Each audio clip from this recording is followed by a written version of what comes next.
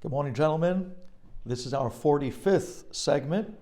Think before you speak. The laws of Shemirat Halashon with clarity, with a few stories. Leilu nishmat hafetz chaim. Zechet tzadik levracha. Leilu nishmat Luz Aliza bat Henriette and our children that passed in the fire. Ruach Hashem tenichena began Eden. As well, these halachot should be a great zechut for our bnei chabura, for beracha, hatzlacha, shefa, siyata dishmaya, along with all of Klal Yisrael. Should be a special refuah shlema for Ori Mordechai ben Sibchiyeh and for this young girl, Eva Shlomit bat Ilana Esther.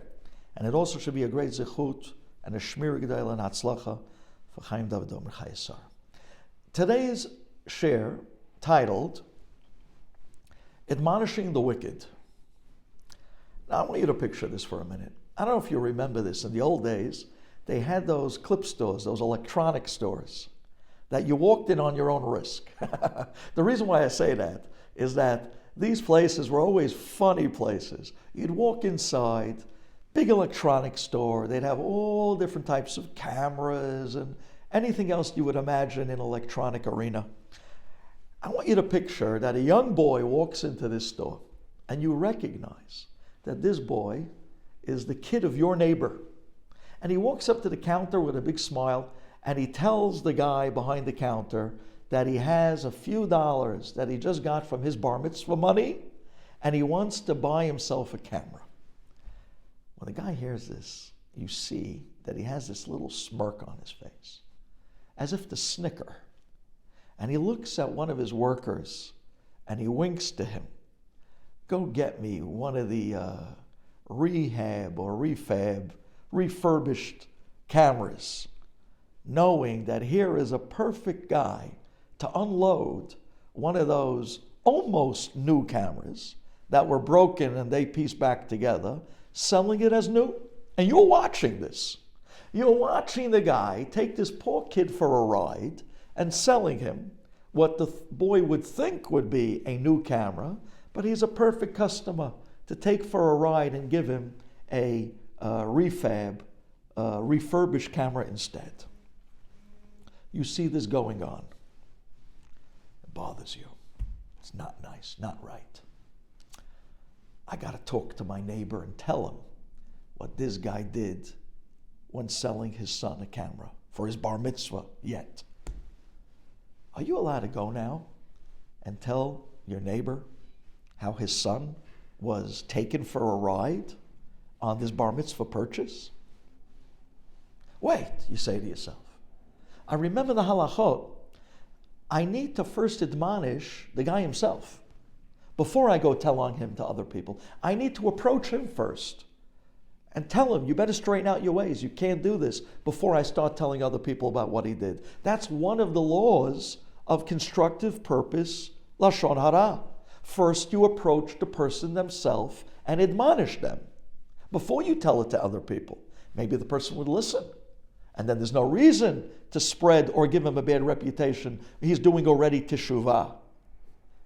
So you say to yourself, oh wait, I know this guy. This guy's a rough guy. This guy, the reason why he does this stuff is because he doesn't care about anyone. I know in the past he ripped off other people at different times. I'm going to go and admonish this guy, he'll throw me out of the store. Therefore, the halakha states that if you really believe that this guy is the type that's not going to take your admonishment, not listen to your musar, just the opposite, he might act with you violently. He might throw a vengeance back at you because you came out against him and caught him for what he was doing right there in the act. The halakha states you no longer have to approach him first. You're allowed to go directly to your neighbor, the parents of this young boy, and tell him, hey, I was in the store today. I watched how this guy took your son for a ride. You should be more careful when you send your son to such stores. You should go with him. Like this, he's not vulnerable to stam a guy doing what this guy did and took him for a ride on the refurbished camera.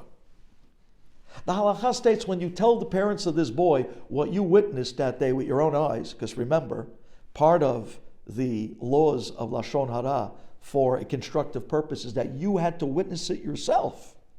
So you tell him, I witnessed it with my own eyes. I saw how he winked to his worker, and they brought out the refurbished camera, and they're unloading it on a kid that would never know the difference. But then you tell him, I'm telling you this in front of other people as well, because I want you to see that what I'm telling you is absolutely true.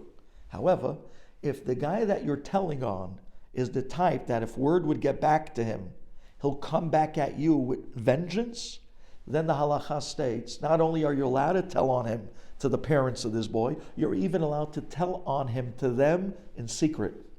Because you don't want it to get back to the guy, because you don't want the wrath of this guy coming back at you. But you can tell the parents that this is what happened. Next time, go with your son. Don't send him alone.